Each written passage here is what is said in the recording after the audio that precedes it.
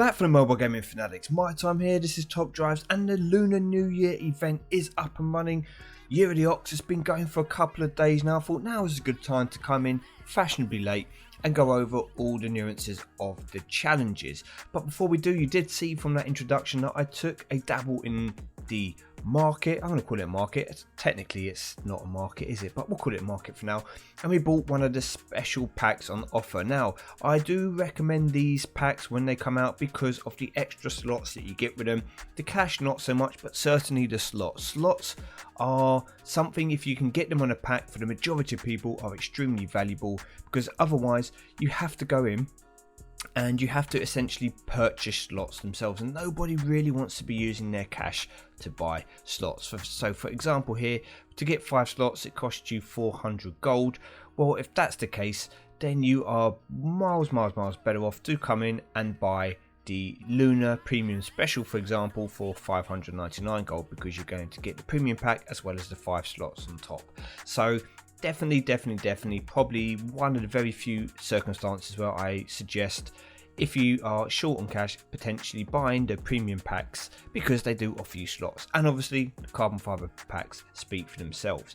So I'm going to decide in a few days time if I'm going to purchase any of these carbon elite fibers. I will possibly get one, not sure if I'm going to get them both, but we do have other carbon fiber packs in the store at the moment, Lamborghini carbon fibers and Porsche carbon fibers. We also have these special Year of the Ox packs, the basic, the plus and the standard, and these are going to become important in a moment when it comes to the challenges. And what I would do recommend for everyone is not using your gold on any of these packs. If anything, use your in-game currency, your cash, to purchase these packs if you need some of these cars. But why would you need them? We will come to that in a moment. So the main thing today is the challenges. Now we have 2 challenges running side by side. We have the Year of the Ox and we also have the monthly challenge. Okay, so we go over the monthly challenge very quickly. The Arch 6 March qualifier, where you're going to get the Spider S3 as your main prize, is up and running. It's running longer than usual because one of the should we say concerns some people had, that's a better way to put it, was if you missed a day for playing the game, because you can only get 5 attempts a day and you currently can't purchase new attempts, you would miss out on getting the car. And especially considering that the Arch 6 March Owners Challenge, the final prize is the KTM, people have been saving up to potentially get this car for a long time. So they extended the period of the qualification to allow people to miss some days and still be able to get the Spider S3. Now from a price perspective, you can then come into this challenge. There's 25 rounds and the last round being the KTM. Okay, now I am unable to get the KTM. I will get stuck at round 18. The reason being, I do not meet the requirements. Here you can see currently if it's got a green tick, it tells you in green writing that you have the required car. So I have 2 Spider Romeo S1s, so I at least have the requirements to enter this round. I have the requirements to enter this round as I have 3 Porsches. Are my Porsches going to be maxed out enough to actually complete the round? I don't know, but I can at least attempt it. What I can't attempt is I can't attempt round 19 because I do not have 3 Spider S3s. You can see here I only have 1 of 3. This is why this is white and there isn't a green tick. So I already know as it comes down to this as far as I can get. Now that is important because when it comes to events like Year of the Ox, if you are going to see if you can do a round or not, for example I take the Year of the Ox one, it will all be in green. If it's all green and ticks, it means you've got the required cars currently to do it. Let's say for example you're coming to a later round here and it says you must have common and uncommon and you don't have enough Year of the Ox cards. This will not have a green tick. It will tell you how many you've got. Then you could go into the store, use your cash and purchase some of those packs to get the couple of cars you potentially need to be able to complete the challenge. Okay, so we've still got a long way to go with this. So what actually happens with this Year of the Ox, because it does look a bit confusing just seeing 6 events up here. Well, everyone at the moment, everyone can enter Year of the Ox 1. Okay, this is just a 7-day challenge in theory, because you get 5 attempts a day with 35 rounds, where you go all the way to the end to get your final prize being a carbon fiber pack. Now if we come to the rewards at the beginning, we can see cash, cash, cash, standard pack, cash, cash, cash, standard pack. Then we start to hit slightly nicer prizes. We've got a ceramic pack here.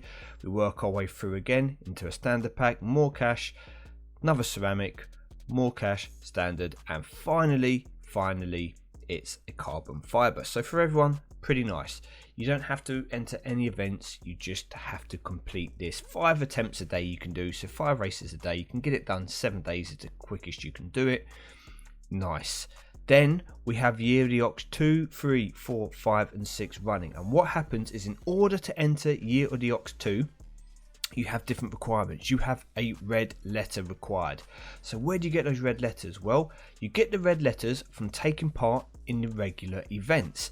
So for example, here we have Balls on Parade going at the moment, and we can see in the prizes we have been offered a red envelope. Okay, we don't have cars or anything. Packed red envelope. Under here, cash, cash. Okay, half of the people in this event, or in this bracket anyway, will get a red envelope. With that one red envelope, you will be able to come back to the challenge and enter Year of the Ox 2. So at the moment, nobody can enter it because no red envelope events have finished. You then play through. Okay, you see the rewards here. Cash again. We're going to get some packs involved. Here's another premium Year of the Ox pack. Round 14 we get a challenge token, and then round 15 we get a prize card, a Mini Cooper S Works. Okay, some people already have this because it is a repeat of a car. What is important is round 14. Round 14 you get the token. Okay, once you get that token, you can then go into Year of the Ox 3, because Year of the Ox 3 will require 1 token and 1 red envelope. So you would need to get a second red envelope from another event. So for example, you've got 1 from Balls on Parade, you would then try and get 1 from the Pagani 760 RS qualifiers, or try and get 1 from the Cosmopolitan Conditions, or the Prelims, or the Revolution, or some of the other events which are coming up. So you will need to get another red envelope. Now if we look at the Pagani, just to show you, this one's slightly harder to get because it's only the top 120 out of 300 that are going to get a red envelope, but it's the same idea. You finish in a position, get another red envelope, and you can enter in that next challenge. Now you have to do these challenges chronologically. You can't skip and choose. Once you are in challenge 3, for example, we'll show you from the prizes.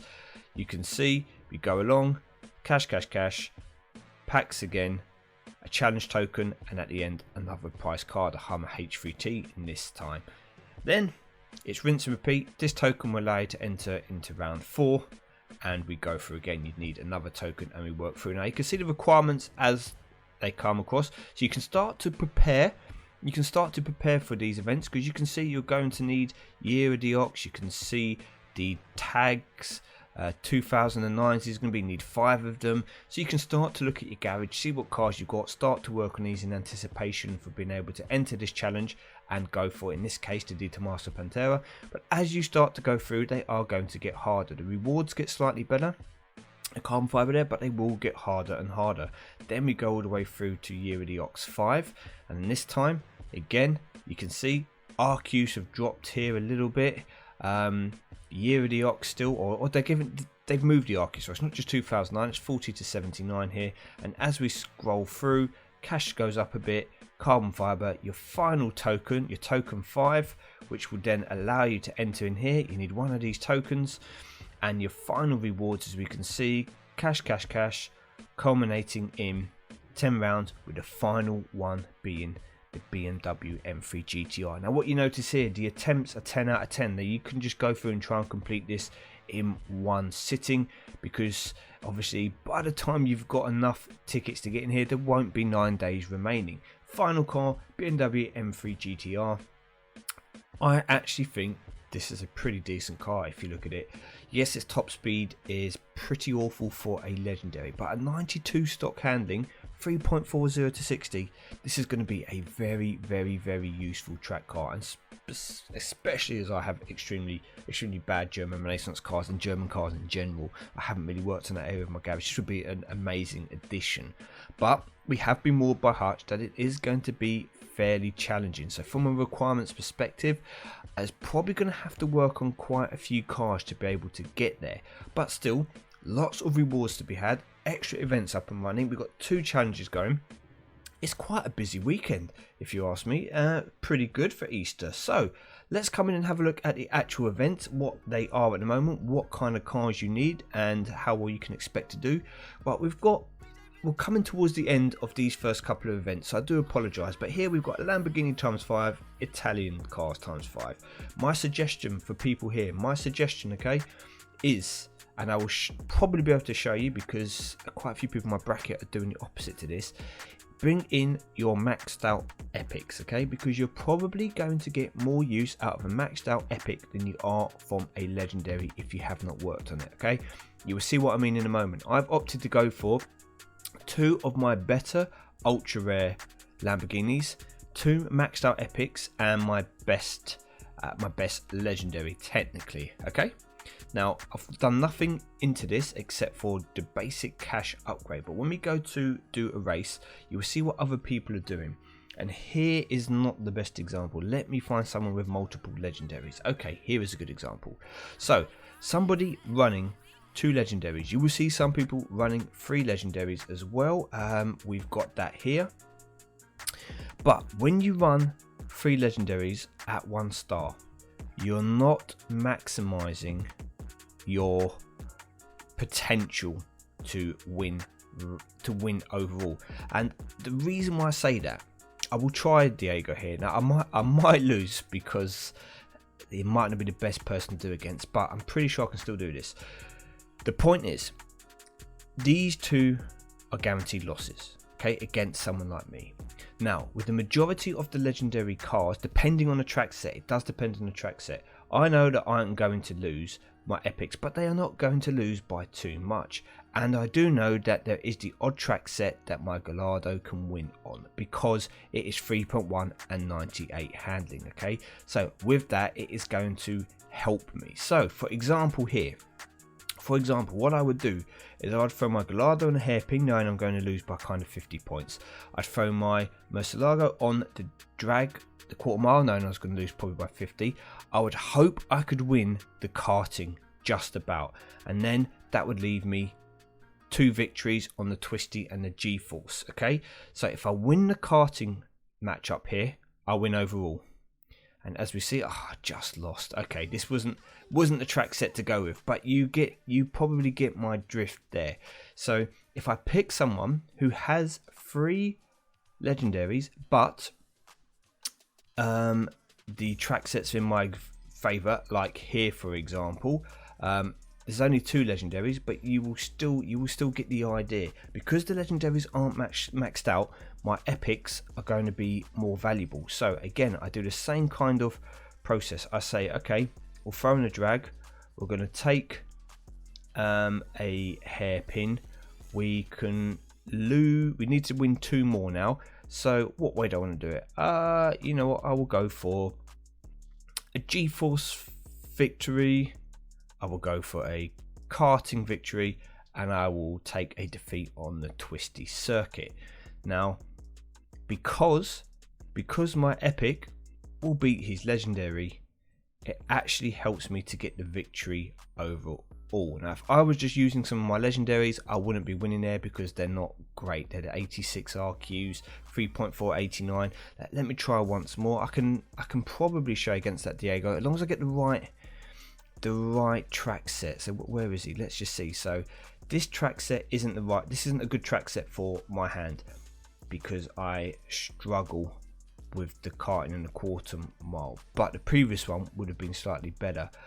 Again here, I can do the same thing against Mikhail.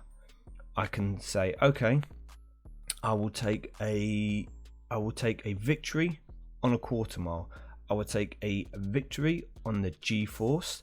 I will take a victory on the twisty. I will take a victory on the karting, and I will lose the hairpin roads. And as a result, although I'm only running 1 legendary, and I'm going to call it a basic legendary because it's not been upgraded, I'm able to beat people with multiple legendaries because your epic Lamborghinis actually perform better than those basic standard Lamborghinis. So everyone, make sure you bring in your epic Lamborghinis. That will probably help you, if you're not using them at the moment, to get a victory or two. Don't be fooled by the fact that just because it's a legendary, it means you should be using it. Now, if we come into the Pagani 760 RS qualifiers, first of all, let's actually look at the car. You can, if you haven't checked out that car, you can click on manufacturers, scroll along to Pagani and see the car itself. Now, I'm going to say it is a beautiful looking car, but I'm fortunate enough to already have both the Zonda Revolution and the Huyara, I can never say it right, Huyara BC here. So, two Paganis that I am more inclined to work on over this. So to be fair, if I didn't get it, it would not be the end of the world. However, I would like to get it. Now, realistically, it looks like we're going to need German cars for the final. So again, it's not going to be particularly good for me. I'm kind of already assuming that I'm not going to do well in the finals, but I want to try and maintain a top 120, which is a struggle at the moment for me, just to get this red envelope. So here we're using Year of the Ox times 5. Now for Year of the Ox cars, I'm actually not too bad, I don't think, but I have to work on a lot of these cars. So what I've been doing is trying to play catch up. So Porsche Boxer Spider here, another example of a car that I may or may not need for this event, but just in case, I've decided to work on some of my cars. So here we go, throw it out, get this one finished. I've worked on this Lancer Delta. Okay, I've been using it, not maxed out until just recently, as you can see, because I realized it could become useful in the Year of the Ox events, and this is a team that I'm running with. There's plenty of rain, so all I'm doing is picking a team, and oh yeah, just hoping I can remain in the top 120. There's going to be one dry track set every time, so I automatically have to put the Renault Megane on that, and from then on it's pretty much just a case of deciding where I want to throw my cars. And yeah, I know that this team, this lineup isn't good. Okay, I've got absolutely no chance of breaking into the top 10, even if I maxed out all my cars. Okay, I am well aware, everyone, I'm well aware that this is not a good top 10. However, I just want to try and stick in the 120. So with that, I bought in cars which will perform better in the wet, as well as my best dry car. That's literally about as well as I can do here. Ideally, coming up against these kind of cars in the drag isn't ideal because I know I'm going to lose. But the